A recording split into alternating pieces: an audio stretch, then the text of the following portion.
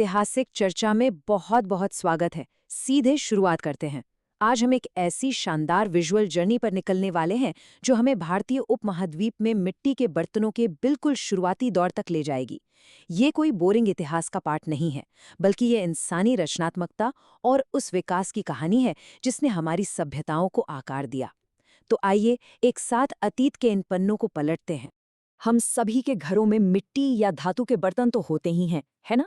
लेकिन क्या कभी दिमाग में ये सवाल आया है कि भारतीय उपमहाद्वीप में खाना पकाने और उसे स्टोर करने के लिए मिट्टी को आकार देने की ये कला आखिर कितनी पुरानी है? शायद पहला अनुमान कुछ 100 या 1-2 हजार साल का हो।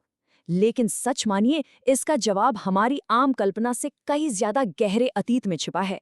ये एक ऐसी शुरुआत थी जिसने इंसानी जिंदगी को हमेशा के लिए बदल कर रख दिया। तो चलिए सबसे पहले बात करते हैं भाग 1 की, प्राचीन मिट्टी के बर्तनों की जड़ें। ठीक है, तो चलिए इस टाइमलाइन पर गहराई से नजर डालते हैं।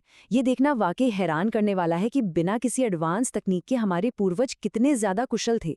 भारतीय उपमहाद्वीप में सबसे पुराने मिट्टी के बर्तनों के जो पुरातात्विक साक्ष्य मिले हैं ना, वो आज से लगभग 7 से 8 हजार साल पुराने हैं।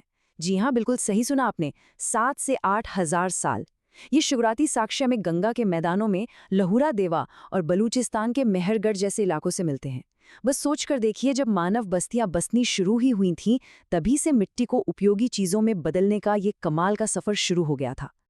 अब आगे बढ़ते हैं भाग 2 की ओर, सिंधु सरस्वती के नवाचार। चलिए देखते हैं कि समय के साथ यह तकनीक कैसे आगे बढ़ी। लगभग 4000 ईसा पूर्व यानी आज से करीब 6000 साल पहले सिंधु सरस्वती के मैदानों में कुछ जबरदस्त तकनीकी छलांगे देखने को मिली।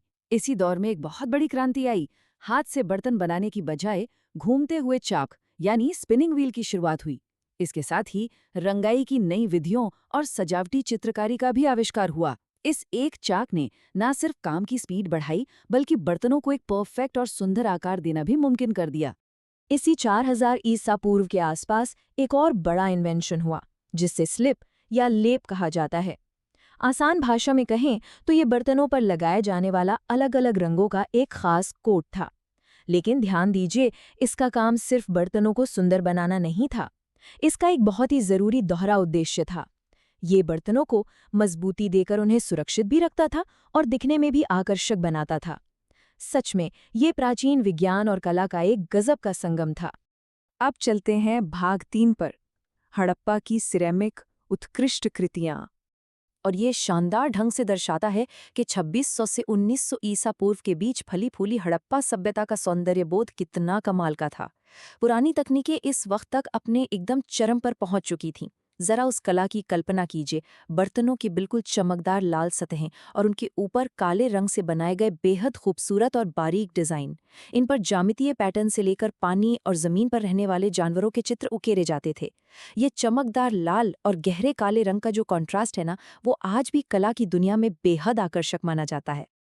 आइए अब रुख करते हैं भाग 4 का, टेराकोटा बनाने की प्रक्रिया।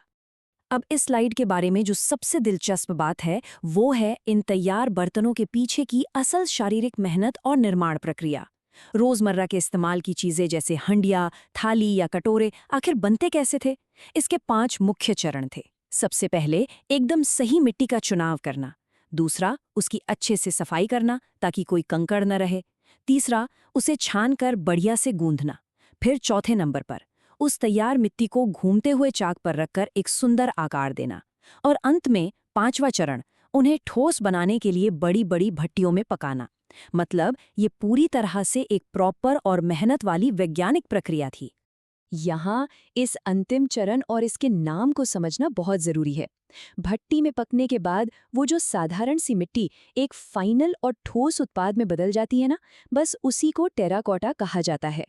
आग और मिट्टी का यही वो बेजोड़ मिलन था जिसने इन बर्तनों को इतनी गजब की मजबूती दी कि वो हजारों सालों बाद आज भी पुरातात्विक खोजों में हमें बिल्कुल सुरक्षित मिलते हैं। अब आते हैं हमारे अंतिम हिस्से यानी भाग 5 पर, दैनिक उपयोग और विरासत। बनने की प्रक्रिया तो हमने जान ली, लेकिन इन बर्तनों का उस समय के रोजमर्रा के जीवन में क्या इस्तेमाल था? ये सिर्फ सजावट के लिए नहीं थे, बल्कि जीवन का आधार थे। इनका इस्तेमाल रोज का खाना पकाने से लेकर अनाज के बड़े बड़े भंडारण और तेल या घी जैसी मूल्यवान चीजों को लंबे समय तक सुरक्षित रखने के लिए किया जाता था। मतलब हर अलग जरूरत के लिए एक अलग आकार और प्रकार का बर्तन मौजूद था। तो यहाँ सबसे महत्वपूर्ण बात यह है कि ये सब सिर्फ इतिहास की किताबों में दबी हुई कोई कहानी भर नहीं है। हजारों साल पहले इस्तेमाल होने वाले मिट्टी के वो विशाल भंडारण पात्र आज भी भौतिक रूप में मौजूद हैं और इन्हें नई दिल्ली के राष्ट्रीय संग्रहालय में आज भी साक्षात देखा जा सकता है। जरा सोचकर देखिए, उन प्राचीन कारीगरों की तकनीक कितनी बेजोड़ और टिकाऊ रही होगी कि उनके बनाए बर्तन आज तक सुरक्षित हैं। अंत में एक बहुत ही विचारोत्तेजक सवाल जहन में आता है। प्राचीन भारतीय कारीगरी का ये धीरज और स्थायित्व सचमुच अकल्पनीय है। अगर मिट्टी से बना एक साधारण सा 8,000 साल पुराना टेरेकोटा का बर्तन आज तक वक्त की मार झेल सकता है, तो जरा सोचिए आज की हमारी आधुनिक रसोई की ऐसी कौन सी चीजें होंगी जो आज से हजारों साल बाद भविष्य के किसी म्यूजियम में ऐसे ही रखी मिलेंगी। यह एक ऐसा सवाल है जो यकीनन हमें अपनी विरासत और आज की चीजों के बारे में गहराई से सोचने पर मजबूर कर देता है।